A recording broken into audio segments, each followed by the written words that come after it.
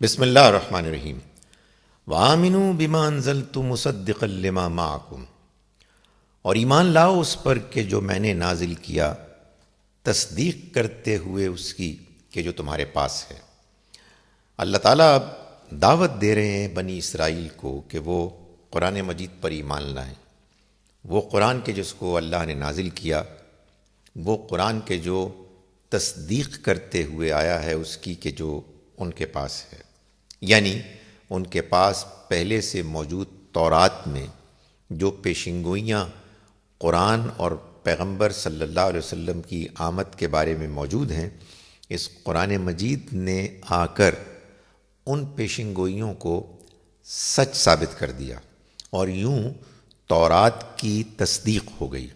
تو تم اب اس پر ایمان لے آؤ، اس لیے کہ تمہارے لیے اب اس کتاب کو اور اس کتاب کے لانے والے پیغمبر کو ماننے میں کوئی رکاوٹ نہیں۔ وَلَا تَكُونُوا أَوَّلَ كَافِرٍ بِهِ، اور تم اس کے سب سے پہلے انکار کرنے والے نہ بن جاؤ، یعنی تمہاری تو ذمہ داری یہ تھی کہ تم اس کے سب سے پہلے ماننے والے بنو، تم اس کو مان کر دوسرے لوگوں کو بھی اس کے ماننے کی دعوت دو۔ لیکن اگر تم ایسا نہیں کرو گے تو اس کا مطلب یہ ہے کہ اس کے بالکل الٹ برعکس تم اس کے سب سے پہلے انکار کرنے والے بن جاؤ گے، جو ظاہر ہے کہ ایک بہت بڑی بد نصیبی ہوگی، ایک تمہاری جانب سے بہت بڑا ظلم، بڑی زیادتی ہوگی۔ وَلَا تَشْتَرُوا بِآيَاتِي ثَمَنًا قَلِيلًا، اور نہ بیچو میری آیات کو تھوڑی قیمت کے بدلے، یعنی میری آیات، میری جانب سے تم سے جو تقاضا کیا گیا ہے تم اس کو نظر انداز کر دو محض دنیا کے چھوٹے چھوٹے مقاصد، چھوٹی چھوٹی مصلحتوں کی وجہ سے۔ ظاہر ہے کہ اللہ کے دین، اللہ کی ہدایات، اللہ کے احکام کے مقابلے میں دنیا کی کوئی بڑی سے بڑی قیمتی چیز بھی بالکل بے قیمت ہے۔ چنانچہ اللہ تعالیٰ یہ فرما رہے ہیں کہ تم نے دنیاوی مقاصد اور مصلحتوں کو اہمیت دیتے ہوئے جو میری طرف سے آئی ہوئی کتاب اور دین کو نظر انداز کیا ہے، یہ گویا کہ تم میری آیات کو بیچ رہے ہو